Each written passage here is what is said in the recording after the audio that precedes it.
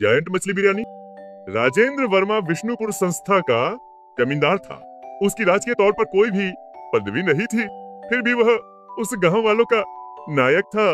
गांव वालों को कोई भी जरूरत पड़ी तो जैसे करंट के कनेक्शन, पानी का कनेक्शन, रोडों को चौड़ा करना, ऐसे काम डायरेक्ट गवर्नमेंट के ऑफिस में जाकर अर्जी लगाकर करवाने में अच्छा था। राजेंद्र वर्मा के पास जाकर बताएं तो वो राजधानी में एक फोन करके बताएं तो 2 दिन में वो काम सैंक्शन हो जाते थे। इतना ही नहीं, उस जिले में घूमने आए मुख्यमंत्री के अलावा बाकी के सभी मंत्री राजेंद्र वर्मा के भवन में आकर खाना खाए बगैर नहीं जाते थे। एक राष्ट्र की राजधानी ही नहीं, उनकी फौज तो दिल्ली तक थी। यहाँ पर राजेंद्र वर्मा को अदर एक्टिविटी में ज्यादा ही रुचि थी। उसमें खास करके एक्वेरियम बोले तो उनको बहुत ज्यादा पसंद था। वो अपने भवन में बड़े बड़े कांच के एक्वेरियम में रंग बिरंगी मछलियां तैरते हुए आने जाने वाले को आकर्षित करते रहते हैं। सभी लोग राजेंद्र वर्मा के पसंद की तारीफ करते हुए रहते हैं। उतना ही नहीं, उनको भवन में उनका एक बड़ा पानी का टांका भी था। उसमें भवन में रहने वाले उनके परिवार के अलावा उसमें काम कर रहे कम से कम 10 लोग को भी उस टांके के पानी में रह रहे मछली को रसोई घर में हर प्रकार के मछली की सब्जियां बनाने के लिए उपयोग में लाते थे। एक दिन दिल्ली से मत्स्य विभाग डिपार्टमेंट के चेयरमैन उस जगह पर आते हैं राजेंद्र वर्मा से मिलने के लिए। वह लोग बातें करते वक्त राजेंद्र वर्मा का बाबर जी, लोकनाथ आकर मामा के दिल्ली से आए हुए साहब के लिए क्या स्पेशल बना कर दो, क्या बोलते हो, ऐसा कहता है। तो राजेंद्र वर्मा चेयरमैन जी से आपको मछलियों के डिश में कौन सा ज्यादा पसंद है बताए तो हमारा लोकनाथ बहुत ही टेस्टी खाना बनाता है करके बताता है। चेयरमैन हंसते हुए मुझे मछली करी बोले तो बहुत पसंद है करके बोलता है। तो लोकनाथ आपकी बातें खत्म होते हैं तक स्वादिष्ट मछली करी रेडी करके रखता ऐसा कहता है और जल्दबाजी से रसोई की तरफ आता है। खाना खाते हुए चेयरमैन राजेंद्र वर्मा से, हमारे एक्वेरियम में मछलियां बहुत अच्छे से पल रहे हो, आपको मैं हमारे डिपार्टमेंट की तरफ से अत्यंत ऐसी ब्लू पीना टूस्किंग सोलोमन मछली के बच्चे को भेजता हूँ। वो बहुत ही खास प्रेस्टिजियस मछली है। वो बहुत बड़े होकर जॉइंट मछली बनते हैं, उनको आप पाल लो, ऐसा कहता है। राजेंद्र वर्मा थैंक यू कहता है।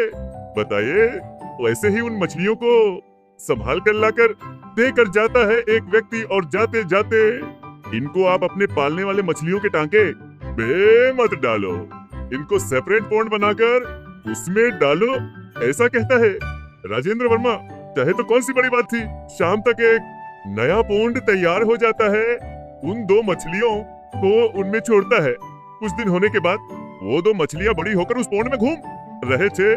राजेंद्र वर्मा उनको देखते हुए बहुत खुश हो रहा था। लोकनाथ भी राजेंद्र वर्मा से आसानी से इतने अच्छे बड़े मछलियां कहीं नहीं मिलती सर, मेरे हिसाब से, ऐसा कहता है। राजेंद्र वर्मा गर्व से मूंछों को ताल देता है। कुछ दिनों बाद एक राजधानी से चीफ मिनिस्टर के सेक्रेटरी फोन करके सीएम जी उस एरिया के दौरे पर आ रहे हैं, ट्रेवलर बंगले में उतरेंगे और खाना खाने आपके बंगले में आएंगे, ऐसा कहता है। राजेंद्र वर्मा मैं खुद ट्रेवलर बंगले में जाकर सीएम जी को खुद लेकर आऊंगा, वही है हमारे यहाँ लंच के लिए आने के लिए, वो हमारे लिए खुशी की और सौभाग्य की बात है करके बोलता है। राजेंद्र वर्मा 2 घंटे पहले ही ट्रेवलर बंगले में जाकर सीएम जी से बात करते हुए, आपके पसंद का कोई डिश है तो बताइए, वो स्पेशली बनवाऊंगा आपके लिए, ऐसा कहता है।